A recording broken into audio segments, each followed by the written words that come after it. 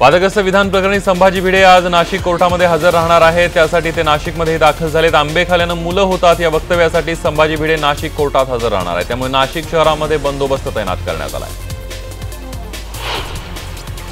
धुळे महानगरपालिका निवडणुकीच्या प्रचाराच्या तोफा आज थंडावणार आहेत। शेवटच्या दिवशी सर्वच पक्षांनी जोरदार प्रचार केला। भाजप उमेदवारांच्या प्रचारासाठी खुद्द मुख्यमंत्री देवेंद्र फडणवीस यांनी जाहीर सभा घेतली। आमच्या उमेदवारांवर कोणताही गुन्हा नाही, उलट आमच्यावर टीका करणाऱ्यांकडेच गुन्हेगार उमेदवार आहेत, असा हल्लाबोल मुख्यमंत्री देवेंद्र फडणवीस यांनी धुळ्यात केलाय। धुळे महापालिकेच्या प्रचार सभेमध्ये त्यांनी अनिल गोटे यांचं नाव न घेता जोरदार टीका केली। राजस्थानात विधानसभेसाठी मतदानाला सुरुवात झाली। एकूण 200 जागांसाठी मतदान होतंय। शिवाय विविध निवडणूक पूर्व सर्वेक्षणानेही फडणवीस यांनी जाहीर सभा घेतली। आमच्या उमेदवारांवर कोणताही गुन्हा नाही, उलट आमच्यावर टीका करणाऱ्यांकडेच गुन्हेगार उमेदवार आहेत, असा हल्लाबोल मुख्यमंत्री देवेंद्र फडणवीस यांनी धुळ्यात केलाय। धुळे महापालिकेच्या प्रचार सभेमध्ये त्यांनी अनिल गोटे यांचं नाव न घेता जोरदार टीका केली। थंडावणार आहेत। शेवटच्या दिवशी सभेसाठी मतदानाला सुरुवात झाली। राजस्थानात विधानसभा एकूण 200 जागांसाठी मतदानांशी बोलताना सांगितलं। केंद्रीय क्रीडा मंत्री राज्यवर्धन सिंग राठौड यांनीही मतदानाचा हक्क बजावलाय। आमच्या कामावर पूर्ण विश्वास आहे, असं त्यांनी यावेळेला सांगितलं। राजस्थानमध्ये मतदानाला सुरुवात झाली आहे। जलवारमधल्या एका मतदान केंद्राला गुलाबी रंगाच्या फुग्यांनी फुलांनी सजवण्यात आलंय। काँग्रेसचे नेते अशोक गहलोत यांनीही यावेळी मतदानाचा हक्क बजावला। जोधपूर इथं त्यांनी मतदान केलं। राजस्थानच्या बिकानेरमध्ये मतदानाच्या वेळी मोठी गर्दी पाहायला मिळाली। त्या ठिकाणी ईव्हीएम मध्ये काही तांत्रिक बिघाड झाला होता, त्यामुळे केंद्रीय मंत्री अर्जुन राम मेघवाल यांना बराच वेळ रांगेत उभं राहावं लागलं। मत देताना प्रत्येकानं अनुशासन पाळलं पाहिजे, असं ते म्हणाले। राजस्थानच्या अलवर जिल्ह्यातही मतदानासाठी मतदारांनी गर्दी केली। यावेळी केंद्रीय मंत्री भनवार जितेंद्र सिंग यांनी आपल्या मतदानाचा हक्क बजावला। तेलंगणामध्ये विधानसभेच्या 119 जागांसाठी मतदानाला सुरुवात झाली आहे। तेलंगणामध्ये 32,815 केंद्रांवर मतदान सुरू असून अंदाजे 3 कोटी नागरिक आपला मतदानाचा हक्क बजावणार आहेत। तेलंगणामध्ये चंद्रशेखर राव यांच्या तेलंगण राष्ट्र समितीसमोर काँग्रेसचं कडवं आव्हान आहे। दरम्यान तेलंगणाच्या निजामाबादमध्ये मतदानासाठी मतदारांनी मोठी गर्दी केली होती। यावेळी मोठ्या प्रमाणावर महिला मतदार मतदानासाठी रांगेत उभ्या होत्या।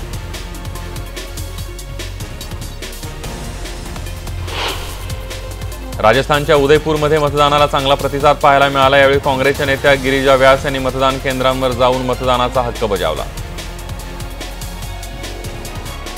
दरम्यान हैदराबादमध्ये असदुद्दीन ओवैसी यांनीही आपला मतदानाचा हक्क बजावला। यावेळी त्यांनी जनतेला मतदान करण्याचं आवाहन केलं आणि आपल्या मतदानाच्या हक्काचा योग्य वापर करा, असंही ते म्हणाले। आता संधी आपल्याला सरकार निवडण्याची आहे, असं सुद्धा ते म्हणाले।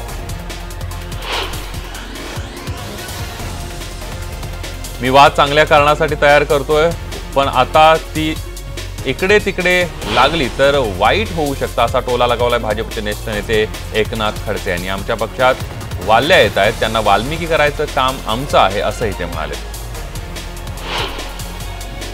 पुलंच्या संकल्पनेतून साकार झालेला त्यांचा स्पर्श लाभलेले बालगंधर्व रंगमंदिर पुलंच्या जन्मशताब्दी वर्षामध्ये पाडून पुनर्विकास करण्यात येणार आहे। महापौर मुक्ता टिळक यांनी याबद्दल नाराजी व्यक्त केली आहे। कार पार्किंगच्या क्षुल्लक कारणावरून नागपुरात मनीष जैन या प्लास्टिक व्यापाऱ्याला मारहाण करण्यात आली। या प्रकरणाचा निषेध करण्यासाठी व्यापाऱ्यांनी लकडगंज पोलीस ठाण्याला घेराव घातला। मनीष जैन हे परवापूर इथल्या जैन मंदिरात दर्शनासाठी आले होते, तेव्हा पार्किंगवरून त्यांचा तेथील लोकांसोबत वाद झाला होता।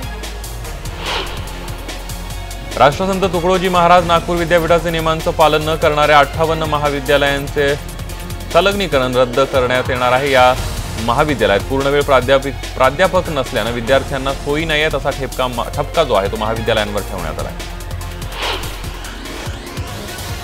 नवी मुंबई विमानतळ पूर्ण होण्याच्या आधी तिथे पोहोचण्यासाठी जलमार्ग तयार झालेला असेल, असं केंद्रीय नौकावहन मंत्री नितीन गडकरी यांनी जाहीर केलंय। व्हेनिसच्या विमानतळावर नदीमार्गे प्रवास करत पोहोचलो होतो, असा जलमार्ग आता नवी मुंबई विमानतळासाठी झालेला असेल, असं गडकरी म्हणाले।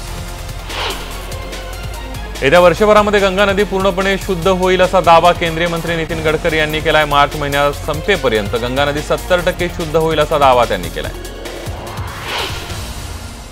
नवी दिल्ली एक्सप्रेस हायवे बनवणार आहोत, असंही नितीन गडकरी यावेळी म्हणाले। दिल्ली मुंबईतलं 120 किलोमीटरचं अंतर यामुळे कमी होईल आणि 12 तासात दिल्लीला जाता येईल, असंही ते म्हणाले।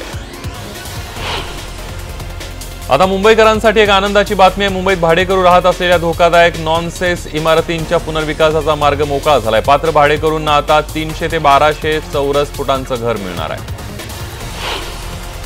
लोकलचं तिकीट महागण्याची शक्यता आहे, कारण पनवेल ते कर्जत नवीन उपनगरीय मार्ग, ऐरोली ते कळवा लिंक रोड आदी प्रकल्पांसाठी MRVCला 21,000 कोटी रुपयांचं कर्ज घ्यावं लागणार आहे। या कर्जाची परतफेड करता यावी यासाठी उपनगरीय रेल्वे तिकिटावरील अधिभार 18% 25% करण्याचा MRVCचा प्रस्ताव आहे। आज रात्री 12 वाजेपर्यंत म्हणजे तब्बल 24 तास ठाण्याचा पाणी पुरवठा बंद राहणार आहे। जांभूळ जलशुद्धीकरणातून होणाऱ्या पाणी पुरवठ्याचं नियोजन करण्यासाठी 24 तास पाणी पुरवठा बंद केला जाणार आहे। सध्याच्या धरणातला पाणीसाठा आणि पुणेकरांचा वापर पाहता पुण्यात दिवसाआड पाणी पुरवठा करण्याची नामुष्की ओढवू शकते, असे संकेत पुण्याचे पालकमंत्री गिरीश बापट यांनी दिले। पुण्याला सध्या 1350 दशलक्ष घनफूट पाणी पुरवठा केला जातोय, तर दुसरीकडे पुण्याच्या धरणांमध्ये दरवर्षीपेक्षा 20% कमी पाणीसाठा आहे। दूध विक्रीसाठी प्लास्टिक बंदीचा निर्णय मागे न घेतल्यास बाटलीत दूध द्यावे लागेल, त्यामुळे दुधासाठी ग्राहकांना प्रति लिटर 10 ते 15 रुपयांचा अतिरिक्त भुर्दंड सहन करावा लागेल, असा निर्णय राज्य दूध कल्याणकारी खासगी दूध उत्पादकांनी घेतलाय। प्लास्टिक बंदीबाबत योग्य निर्णय न घेतल्यास आंदोलनाचा इशाराही देण्यात आलाय।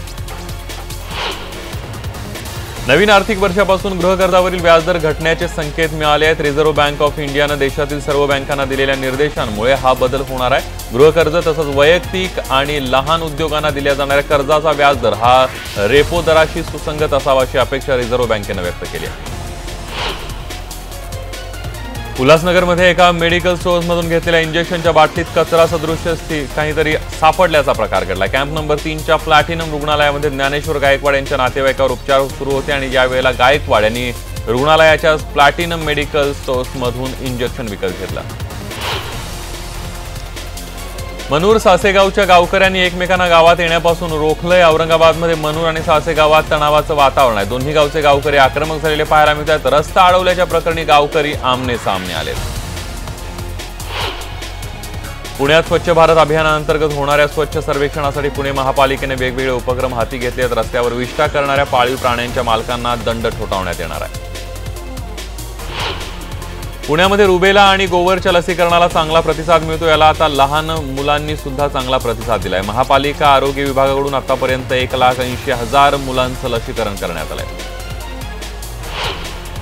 नागरिकांना आपला आधार क्रमांक मागे घेण्याचा अधिकार देण्याचा प्रस्तावही सध्या केंद्र सरकार काम करतंय। या स्वरूपाचा प्रस्ताव अंतिम टप्प्यात आहे। आधार प्राधिकरणानं यासंबंधीचा प्राथमिक प्रस्ताव तयार केलाय।